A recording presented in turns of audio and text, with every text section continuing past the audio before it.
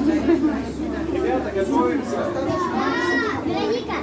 У кого есть телефончики, можете снимать. Потом будете друг друга фотографировать. Я веду видеозапись включаете, да? Вам потом будет все интересно. Преподаватели будут вас снимать, и вы потом посмотрите, как у вас. Не бойтесь, главное, предание.